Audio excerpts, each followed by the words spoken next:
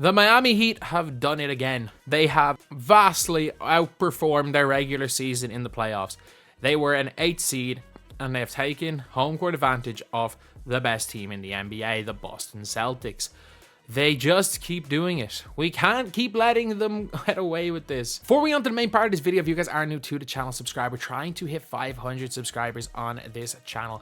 It would be greatly appreciated if you guys could subscribe. But anyway, now on to why Miami are just somehow back in this series. So the Miami Heat came out swinging. They shot 53% from the three-point line and set a franchise record for three-pointers made. While Boston, Kristaps Porzingis looked like Dallas Kristaps Porzingis, 6 points. Maybe he's just not a playoff performer. Maybe he's just not, and that's okay. It's okay to not be a playoff performer. He's made his money. He's on a near max. Like, he's gonna probably get paid next year or whenever his contract's up by Boston, because you can't really just let him walk. Either way, look, it is what it is. But do I think Miami are gonna win this series? No, I don't. I think Miami, like, we all forget, like, everybody talking about how, oh, Boston need to sweep this team. Like, it's one game in the playoffs.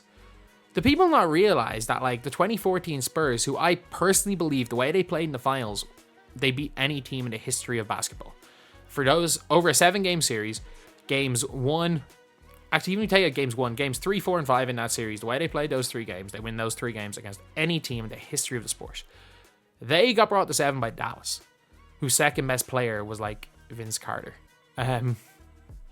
The Heatles, Miami, like, we can't forget that they got, well, to be fair, it was an Indiana team that brought them to 7 who were pretty good. If we want to look at the 2019 Toronto Raptors, they lost game 1 to the DJ Augustine Magic. The DJ Augustine Magic. I'm trying to think, again, I'm pretty sure it was 2-2 in 2019 between the Warriors and the Clippers. The Pat Bev Clippers at that. So, don't overreact to one game. Like, beating a team of 4 and beating a team of 5 doesn't really make too much of a difference. And you would think maybe this is a wake-up call for Boston. But I don't know, man. You just can't count out the Heat. You just can't get it. They're not a normal 8 seed. They lose Jimmy Butler. They're not another normal 8 seed. I watched a video from BBALL, and it's just like, imagine being a Celtics fan. Like, I'm a Heat fan. If you guys haven't seen, if you Google my name, there's a picture of me in a Heat jersey with Heat written all over my body with my thumbs up when I'm like 16.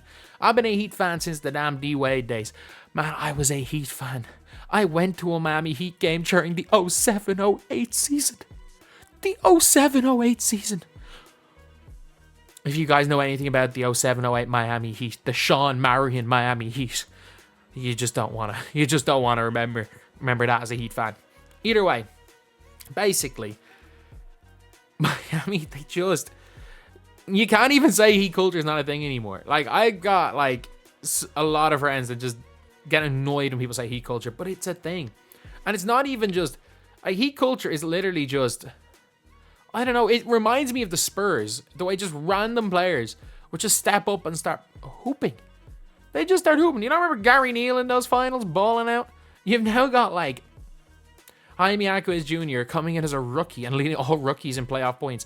Well, obviously before Chet had his game last night. And you've got Nikola Jovic, who a guy wasn't in there. It was like a 20 or 19-year-old. Maybe he's 20 now, who wasn't in the rotation and is now giving you great playoff minutes as a 6'10 ball-handling shooting forward. Is looking like he's going to be the steal of the 2022 draft. I did call it at the time, in fairness. I was delighted for that one. You've got, like, Caleb Martin, who decides he just wants to look like a borderline all-star when he plays Boston. Nobody else. Against nobody else. Just Boston. Just Boston, that man turns into Prime Ray Allen. Bam is exceptional. And Tyler Hero's pretty damn good. Haywood Highsmith, like, the Miami Heat will just generate low draft picks or just generate undrafted players, and they just somehow are able to perform in the playoffs. Like, shout out Spoelstra. The gap in coaching, I normally say this, and it's like, when 2 equally talented teams come up against each other, a lot of the time coaching makes a difference. But especially in the NBA, where NBA players are so talented that bad basketball can still win, because you can just win through bad basketball if your players are good enough. That coaching, it matters, doesn't matter too much. Man, if the coaching gap is that big between Spoelstra and Mazzulla, heck, the gap, I'm trying to think of any coaches that are even on the level of an Erik Spoelstra. Popovich? Greg Popovich? Maybe not. Nowadays, we haven't seen Popovich coach in a playoff since they lost Game 7 to the Nuggets in 2019. So, maybe not, considering how much the game has changed. I'm trying to think. Ime Udoka? Udoka, maybe? Definitely one of the best coaches in the NBA. I don't know if Steve Kerr can survive without Stephen Curry and Draymond. Like, I don't know how good a coach he is, to be honest, outside of that system. Off the top of my head, I can't think of any, like, that will be able to even come close to an Erik Spoelstra.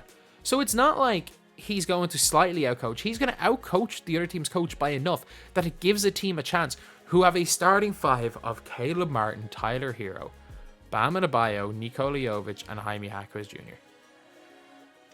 Spoelstra is that good a coach that five has a chance against a Boston five of Drew Holiday, 2023 All-Star, Kristaps Porzingis, played equally as well this year as he did in his 2018 All-Star year. Derek White, people were pushing for him to be an All-Star. Jaylen Brown, the highest paid player in the NBA, and Jason Tatum, one of the top 6 or 7 players in the league. They could lose to the Heat. Do I think they're going to lose? No. I think they've just got so much of a talent discrepancy. But if Jimmy was there, I'm picking the Heat. I'm just saying, if Jimmy's there, I'm picking the Heat. I kind of don't want Terry Rozier, like, to be there. I don't know how much of a positive impact he's made on Miami since he's gone. I would, as much as I didn't rate Kyle Lowry, I'd take Kyle Lowry right now, just for the playoffs. But still, it doesn't matter what 5 players Miami put on the floor, they have a chance. And we've seen it so many times, them just taking random players. Heck, they made Hassan Whiteside look like a really good NBA player. Miami just have, it's just different, man. Heat culture is just different. There's no two ways about it.